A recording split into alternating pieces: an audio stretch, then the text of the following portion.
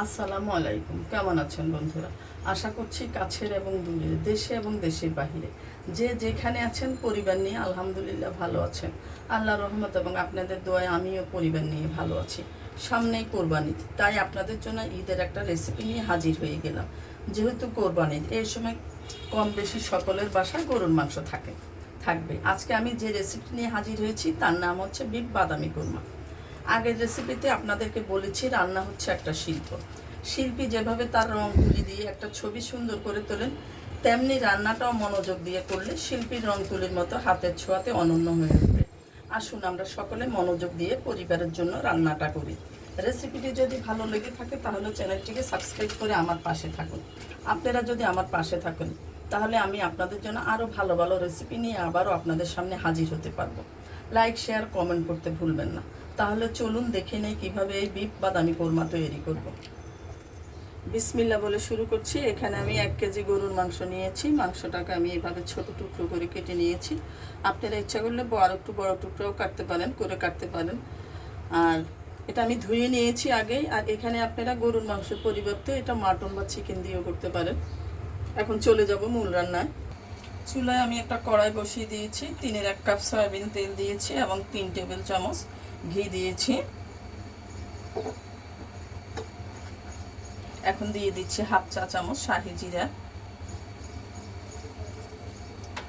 2 তেজপাতা দিয়েছি, মাঝখান দিয়ে ছিঁড়ে দিচ্ছি, 2 টুকরো দারচিনি, একটা তারামুড়ি, একটা বড় এলাচ, 3টা ছোট এলাচ। এগুলি থেকে যখন সুন্দর সুগন্ধ বের হবে তখন আমি আদা বাটা এবং রসুন বাটাটা দিয়ে দিব। এবার দিয়ে দিচ্ছি 1 টেবিল চামচ আদা বাটা, 1 টেবিল চামচ রসুন বাটা। এবার আগে কষিয়ে নেব।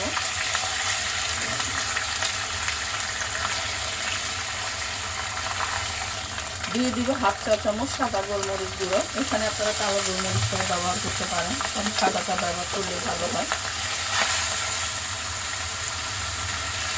দিয়ে দিচ্ছি স্বাদ মতো লবণ। এবার দিয়ে দিচ্ছি 1 কাপ পেঁয়াজ কুচি। পেঁয়াজটা আমি আদা এবং রসুনের সাথে ভালোভাবে কষিয়ে নিব। দিয়ে দিচ্ছি 3টা কাঁচামরিচ কুচি। এখানে কাঁচামরিচটাই ব্যবহার করতে হবে যেহেতু আজকে আমি কোরমা রান্না করব। সামান্য একটু পানি দিয়ে দিচ্ছি যাতে মশলাটা পুড়ে না যায়। এবার দিয়ে দিব 2 মুঠো পেঁয়াজ বেরেস্তা। এটা আমি ভেঙে রেখেছি।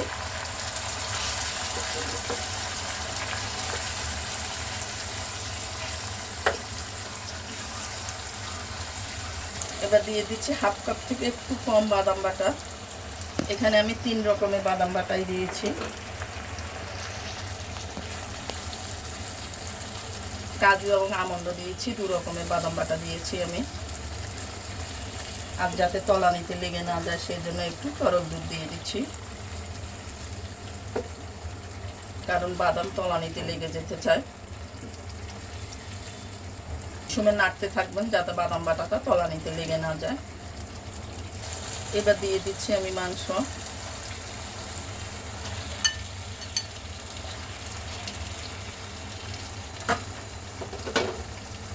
এবার মাংসের সাথে মশলার সাথে মাংসটা ভালোভাবে মিশিয়ে কষিয়ে নিব।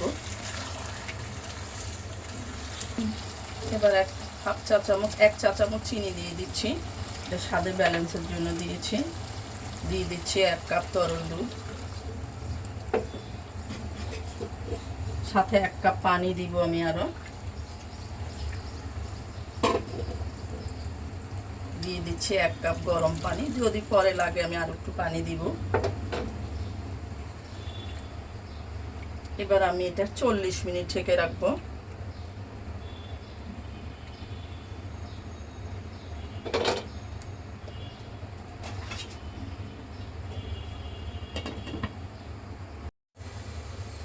চল্লিশ মিনিট পর ফিরে আসলাম।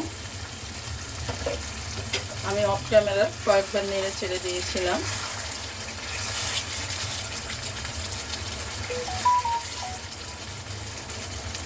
এবার উপর দিয়ে আমি আরেকটু ঘি দিয়ে দিব।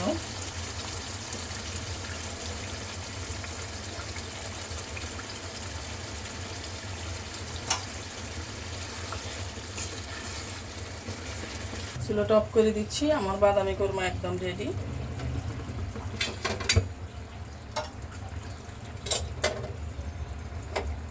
এবার মাঝে আমি একটা বাটি বসিয়ে দিয়েছি,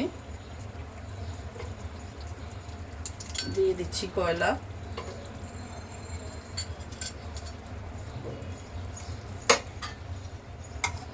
এবার একটু ঘি দিয়ে দিব, এবার ঢেকে রাখবো, সুন্দর একটা স্মোকি ভাব আসবে। ছিদ্রটা আমি একটা লবঙ্গ দিয়ে বন্ধ করে দিয়েছি। ঢাকনাটা সরিয়ে নিচ্ছি।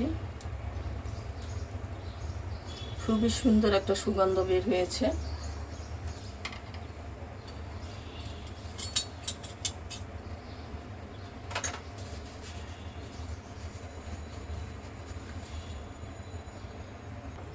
এবার সার্ভ করে নিচ্ছি।